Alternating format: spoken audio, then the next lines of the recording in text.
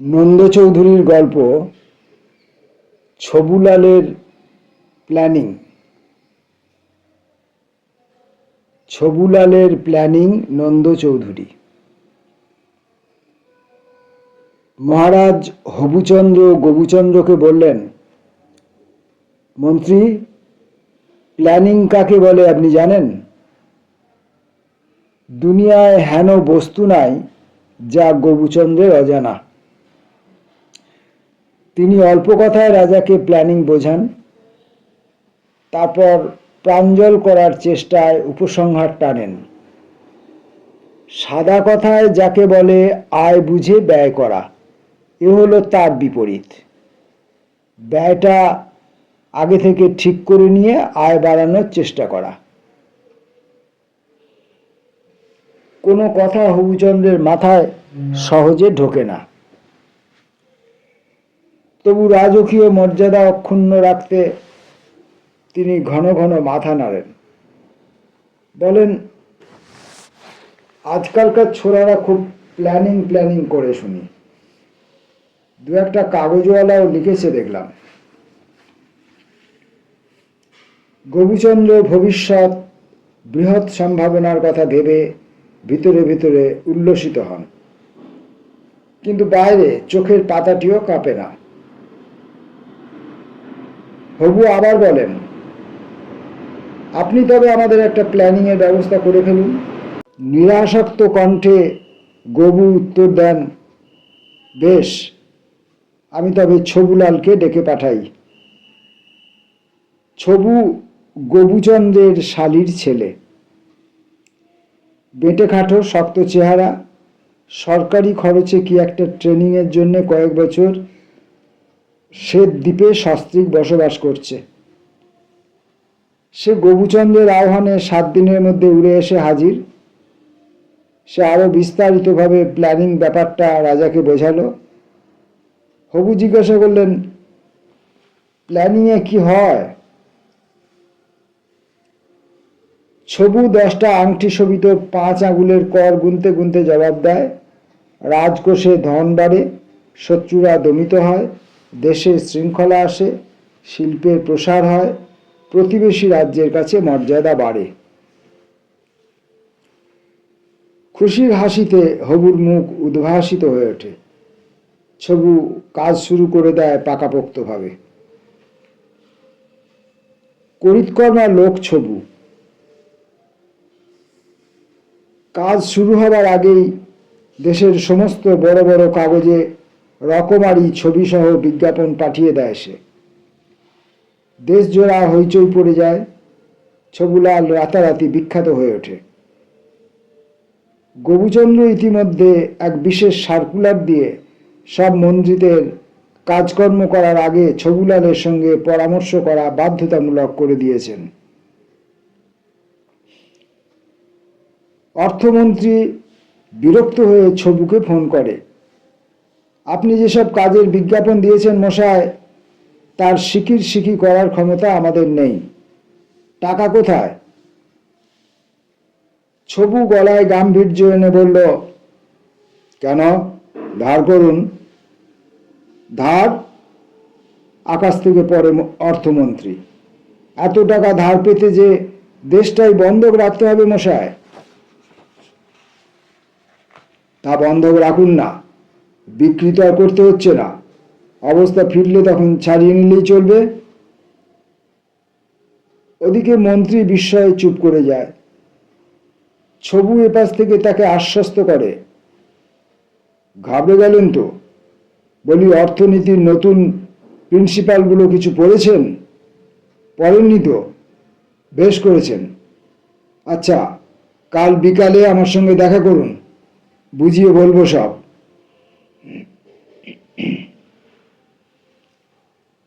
একে একে শ্রমমন্ত্রী, শিল্পমন্ত্রী সকলের ওই রকম ফোন আসে। ছবু সকলকে শান্ত করে। কাগজওয়ালারা মোটা বিজ্ঞাপন ও আরো মোটা প্রতিশ্রুতি পেয়ে মহা খুশি। পঞ্চমুখে তারা ছবুলালের প্রশংসা করে। প্ল্যানিংয়ের ফলে দেশে কত কি উন্নতি ঘটবে এ নিয়ে বড় বড় প্রবন্ধ ছাপার রেশারেশি পড়ে যায়। প্রবন্ধে এমন এমন সব কথা থাকে যা অতি বড় কল্পনাপ্রবণও ভেবে উঠতে হিমশিম খেয়ে যায়। ছবুর কাজ শুরু হয়। মন্ত্রিমণ্ডলীর এক বৈঠক ডেকে ছবু তার আগামী প্ল্যানিংয়ের খসড়া প্রস্তাব পেশ করে। প্রথম প্রস্তাব আসে অর্থমন্ত্রীর কাছে। দেশের আগামী প্ল্যানিংয়ের সুষ্ঠু রূপায়ণের জন্য মূলধন গঠনের প্রয়োজনীয়তার উপর জোর দিয়ে ছবু প্রস্তাব করে ট্যাক্স বাড়াবার। কথোপকথন নিম্নরূপ: ছবু: বর্তমানে ট্যাক্স বাবদ যা আদায় হয় সে আয়কে দ্বিগুণিত করা দরকার। বাদবাকিটা সংগ্রহ হবে বৈদেশিক ঋণ থেকে। অর্থমন্ত্রী: এক ধাপে এত ট্যাক্স বাড়ানো কি সম্ভব? ছবু: অসম্ভব বলে তো কোনো কথা নেই। তাছাড়া ট্যাক্সটাকে ট্যাক্স না বললেই হলো। বলুন, রেলের ভাড়া বাড়লো, অমুক জিনিসের দাম বাড়লো, তমুক জিনিসের দাম বাড়লো, এইরকম আর কি। ট্যাক্স নিয়ে যারা মাথা ঘামায় তারা হলো ইনকাম ট্যাক্স দেনেওয়ালারা। তাদের কিছু ছাড় দিয়ে দিন। তখন স্বরাষ্ট্রমন্ত্রী উঠে মন্তব্য করেন, জিনিসের দাম বাড়লে দেশে অশান্তি বাড়বে। আমার স্টকে এত পুলিশ নেই যে তা দিয়ে দেশ জোড়া সে অশান্তি আমি ঠেকাতে পারি। ছবু: হিয়ার ইজ মাই পয়েন্ট। লোক আপনি পাবেন। আমরা যে বেকারদের চাকরি দেব বলছি, সে কি না চিন্তা করি? আপনি আপনার স্টক ডাবল করে ফেলবেন। কারামন্ত্রী হাত কচলাতে কচলাতে: দেখুন, পুলিশ যদি ডাবল হয়ে যায় তবে তারা লোকও ধরে আনবে ডাবল। সুতরাং জেলখানার সম্প্রসারণ আশু প্রয়োজন। ছবু: হ্যাঁ, সে আর বলতে, আপনি সম্প্রসারণ শুরু করুন। শিল্পমন্ত্রী: সম্প্রসারণ তো করতে বললেন, কিন্তু বাড়তি লোহা কোথায়, সিমেন্ট কোথায়? ছবু: আপনি শিল্পপতিদের ডাকুন, তাদের সব রকমের সুযোগ সুবিধা দিয়ে দিন, তারপর বলে দিন উৎপাদন বাড়াতে। শিল্পমন্ত্রী অবুঝের মতো আবার বললেন, ট্যাক্স বাড়াবার ফলে বিদ্যুতের দাম বাড়বে, সিমেন্টের দাম বাড়বে। শিল্পপতিরা যদি উৎপাদন বাড়াতে রাজি না চায়? অসহিষ্ণুভাবে হাত নাড়ে ছবু: কতবার বলবো আপনাদের, এসব ট্যাক্স ফ্যাক্স শোধের জন্য নয়। ওরা যদি লাভ করতে পারে সেরকম ব্যবস্থাই আপনি করবেন। লাভ ছাড়া উৎপাদন বাড়াবে কেন? সে তো সত্যই। ছবুর গলায় আন্তরিকতা ফুটে ওঠে। শ্রমমন্ত্রী ওঠেন, একটু আমতা আমতা করে বলেন, আমি বললেই তো আপনারা বলবেন বলছে, কিন্তু দেখুন আমারও তো কিছু পাওয়া চাই, না হলে ভোটাররা বলবে কি? সকলে হৈ হৈ করে ওঠে। ছবু মুচকি হেসে বলে, প্রকৃতপক্ষে বলতে গেলে আপনিই তো পেলেন সব থেকে বেশি। এই যে এত বড় একটা কর্মকাণ্ড হতে যাচ্ছে, সেসব করবে কি ময়দানব নাকি আলাদিনের জিন? কত লোক চাকরি পাবে ভাবেন তো। আর এই কৃতিত্বের সবটাই তো পকেটে পুরবেন আপনি। শ্রমমন্ত্রী জল হয়ে গেল। বাজেট পেশ হলো। তেল, কাপড়, কাগজ, কেরোসিন, সাবান, সিগারেট ইত্যাদি যত রকমের জিনিস মানুষের ব্যবহারে লাগে, বাড়তি ট্যাক্সের আওতা থেকে কিছু আর বাদ নেই। শুধু আয়ের উপর ট্যাক্স কিছুটা কমেছে। ছবু আবেগাপ্লুত ভাষায় গলা কাঁপিয়ে দেশবাসীর কাছে এক বেতার বক্তৃতায় আবেদন জানালেন, দেশ এক দারুণ যুগান্তকারী বিপ্লবের পথে মোড় নিয়েছে। এক পরীক্ষা, ত্যাগ, তিতিক্ষা এবং কঠোর আত্মনিগ্রহের পরীক্ষা। এই পরীক্ষার শুরুতে আছে কষ্ট, দুঃখ, বেদনা, আর পরীক্ষার অন্তে আছে সুখী, সুন্দর, তৃপ্ত এক সমাজ, যে সমাজে ছোটর প্রতি বড়র অবিচার নেই, দুর্বলের প্রতি সবলের অত্যাচার নেই, দরিদ্রের উপর ধনীর শোষণ নেই। কাগজে কাগজে ধন্য পড়ে গেল। গবুচন্দ্র নিজে মিস্ত্রি ডাকিয়ে সেই দিনই ছবুর মূল্যবান মস্তিষ্কটির সংরক্ষণের জন্য পুরো অফিস, এমনকি গাড়িটি পর্যন্ত এয়ার কন্ডিশন করার ব্যবস্থা করে দিয়ে গেলেন। এদিকে দেশময় শুরু হয়ে গেল কান্নাকাটি। জিনিসের দাম বেড়ে আগুন, দলে দলে মানুষ রাজপ্রাসাদের বাইরে এসে রাজাকে তাদের দুঃখ জানিয়ে যেতে লাগলো রোজ। হবু জিজ্ঞেস করলেন, মন্ত্রী, কি ব্যাপার হে? গবু উত্তর দিলেন, আগে ওই প্ল্যানিং। তার কথা কেড়ে নিয়ে গা ঝাড়া দিয়ে হবু বলেন, প্ল্যানিং? গবু আত্মবিশ্বাসের সঙ্গে জবাব দেয়, হ্যাঁ মহারাজ, প্ল্যানিংয়ের প্রথমে মানুষের কষ্ট বাড়ে, তারপর সুখ হয়। এখন দুঃখের পালা চলছে। বিস্ময়ে হবুর মুখ ফাঁক হয়ে থুতনি ঝুলে পড়ে। এদিকে ব্যবসায়ী সমিতি নানা ঝলমলে ভোজসভায় ছবুলাল ও অন্যান্য মন্ত্রী পাত্রমিত্রদের সম্বর্ধনা জানায়। দেশের জাতীয় আয় কি হারে লাফিয়ে লাফিয়ে বাড়ছে, একেবারে অকাট্য যুক্তি প্রমাণ দিয়ে বড় বড় পণ্ডিতরা ডজনখানেক প্রবন্ধ লিখে ফেললেন। ব্যবসায়ী সমিতি তাদের সম্মানিত করলেন সোনার দোয়াত কলম দিয়ে। অনেক টাকা ব্যবসায়ীরা এবছর কামাবে ট্যাক্সের কল্যাণে।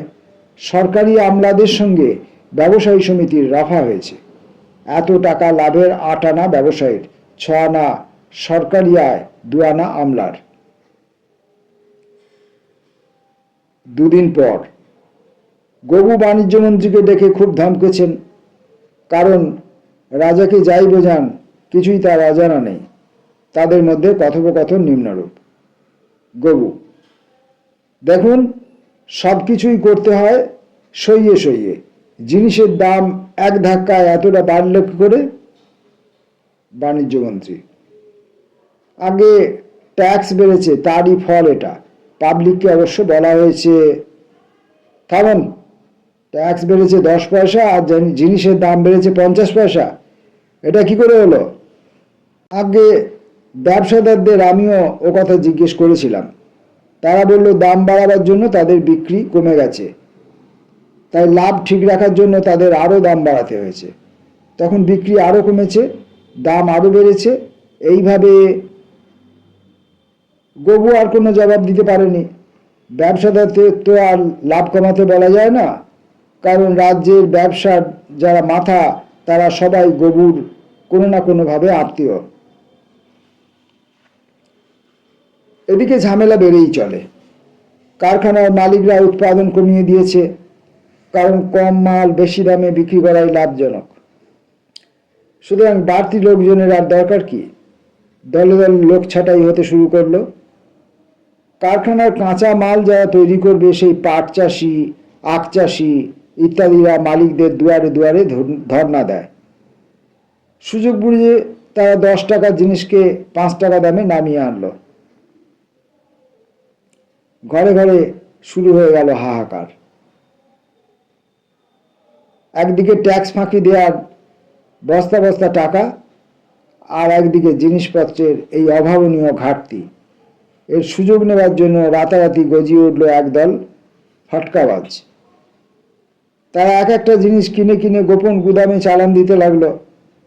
তারপর গুজব ছড়িয়ে দিতে লাগলো অমুক জিনিসের সংকট।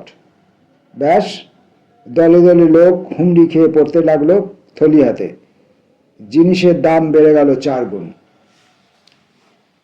কারখানা, অফিস, আদালত, স্কুল, কলেজ ইত্যাদিতে যাদের চাকরি তখনও টিকে রইল, তাদের সংসার চালানো হয়ে উঠল দায়। বেতন বাড়াবার দাবি তুলে তারা শুরু করলো চিৎকার। গাঁ ছেড়ে দলে দলে লোক ছুটল শহরে খাবারের খোঁজে। কত মূল্য রাস্তাতেই, কত মূল্য শহরে গিয়ে। ফুটপাত জুড়ে পড়ে রইল তাদের বিভৎস মৃতদেহ। যারা বেশি ডান পিটে তারা অন্ধকারে মিশে গিয়ে শুরু করে দিল চুরি, জোচ্চুরি, রাহাজানি।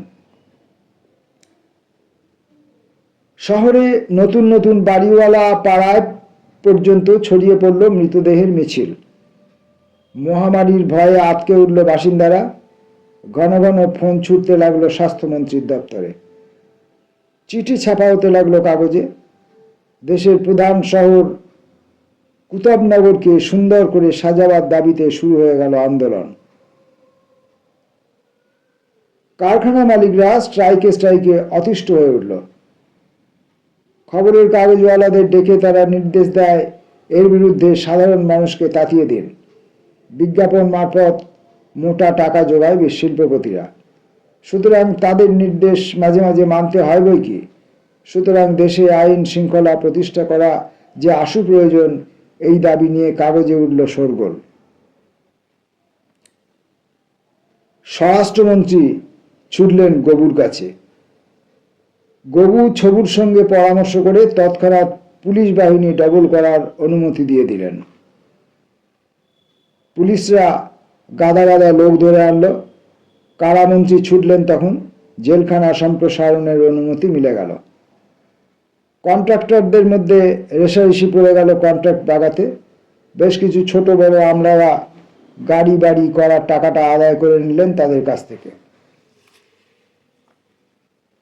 দেখতে দেখতে একটি বছর ঘুরে গেল। ছবু এক বেতার বক্তৃতায় সালতামামি হিসাব দিল। দেশবাসী গত 1 বছর যাবৎ যে চ্যালেঞ্জ নিয়েছে তার ভূয়সী প্রশংসা করল সে। এই চ্যালেঞ্জ অব্যাহত থাকলে দেশের বর্তমান অগ্রগতির হার যে দ্রুত বেড়ে যাবে এবং আরও কি কি হবে তার একটা বিস্তৃত ফিরিস্তিও দিল সে। উপসংহারে বলল, দেশে যে নতুন 17,000 লোক চাকরি পেয়েছে এবং 14টি বড় বড় জেলখানা প্রকল্পের কাজ শুরু হয়েছে, তা এই প্ল্যানিংয়েরই সুফল।